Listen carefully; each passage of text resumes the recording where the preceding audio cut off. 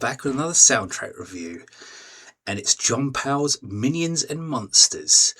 Now, it's no secret that some of Powell's most celebrated works, including the How to Train Your Dragon movies, Call of the Wild, Solo, and Wicked, kind of left me cold. I think that's fair to say. But let me tell you, there are some of his scores that I did enjoy.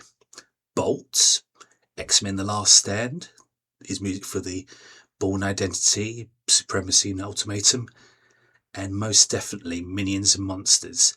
I thoroughly enjoyed this score. So, I mean, I didn't go into it as a fan, obviously, because, as I say, I'm kind of on the fence a lot about Powell. I find his formal arrangements of music to be quite mannered. There's an easy listening aesthetic to him, which can induce boredom sometimes. Works for other people. I guess I'm more drawn to stuff that's edgier and more sort of, I don't know, unpredictable perhaps.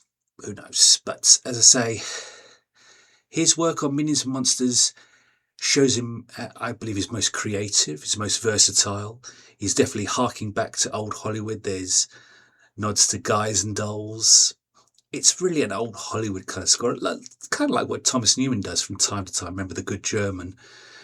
It's not necessarily dark, I wouldn't say. It's bouncy. It's got plenty of pizzazz, but I definitely enjoyed my time with it. Twice I've listened to this, and as I say, I will go back and listen to Powell's work on like How to Train Your Dragon and Solo and whatnot. I think sometimes you just have to be in the right mood for things. I know there are scores that I like now that when I first listened to them just didn't really appeal. Carlos Ciliotto's The Punisher, Brian Tyler's Teenage Mutant Ninja Turtles. There's quite a few. But then, sometimes I say just a little bit of persistence, the right mood, and things can change.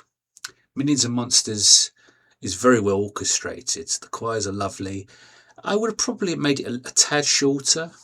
Undos and Premiers would have been my cut-off point. I think that's got a nice crescendo to it. The final track, Bananaria, What to Eat, I think it's called, is beautiful singing, and I know that the crescendo to that it's intended for comedic effect, but it's really bad.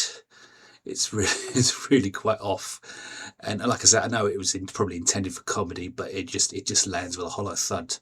So that was unfortunate. But despite all that, Minions and Monsters by John Powell gets my highest rating, 5 out of 5 stars.